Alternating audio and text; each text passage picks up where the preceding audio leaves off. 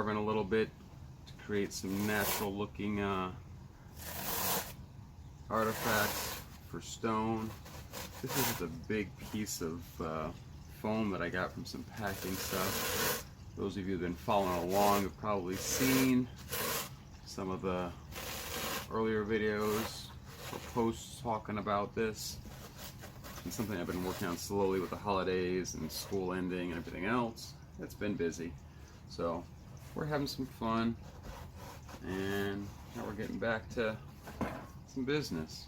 So what I'm using to carve this, real simple, it's just a hacksaw blade. I have one of these drywall sponges for sanding. Helps with the little edge. I can come in here and get little edges in here. This stuff is messy, so I wouldn't do it around carpeting. I'm working on this in my basement, and when I go to paint it, I will take it outside. See what I've done over here. Just create some steps so if you come up, this peels off real easy. I've got this whole garbage can full of all bits and pieces, and trying to create some divots, which it's not going to make it much more difficult at this point. It's more about aesthetics as far as this top portion. This isn't overly difficult, and my little extension that just fell down that I still need to glue up on there will go on there next.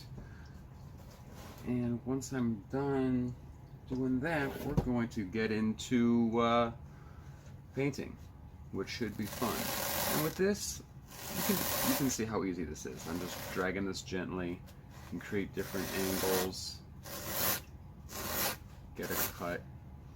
We just went on a tour of national parks and caves and mountains and whatnot, so I was partially inspired by that, seeing all the different rock formations and ideas, and of course we brought some crawlers with us on that vacation to have some fun as well. And I'm not sure how well all this stands out in the camera right now, but hopefully when it's painted I could add some details to it.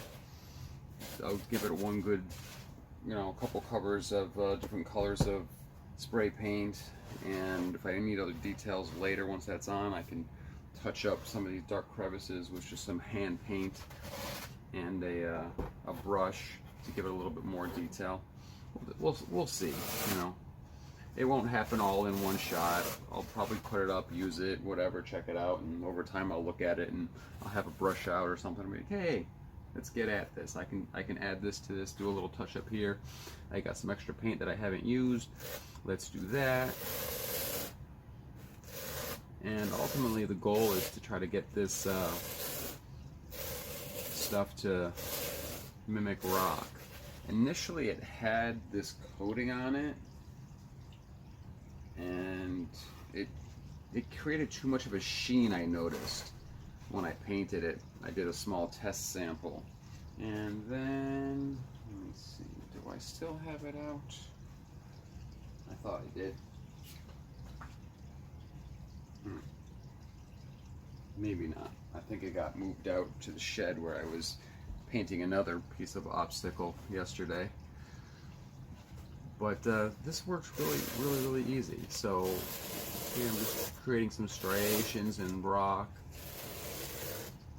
And if you've never been into big mountain ranges or done caving or anything like that, you'll be amazed at some of the things you can see. Some of the rock features you'll see, it just doesn't seem natural. It doesn't seem like it should happen in nature, but in fact it does. So creating some of that illusion here that's just my goal. Just because I want to, because I can. That's all that is. But so we got some stress on that.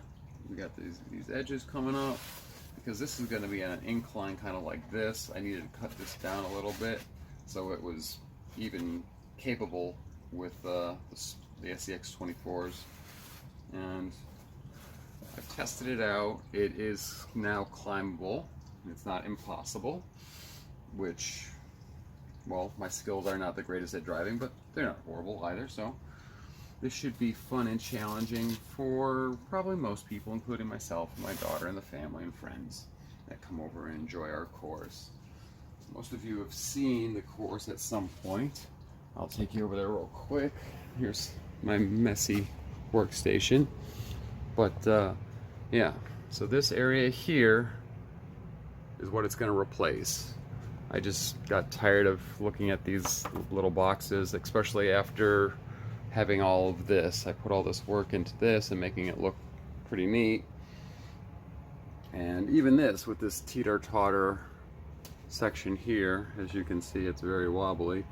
You know, even though it's just a piece of wood, with the rocks and wood on it, it looked better than the cardboard stuck to this, which I had just added to make it more difficult than a flat piece of wood that I had lying around.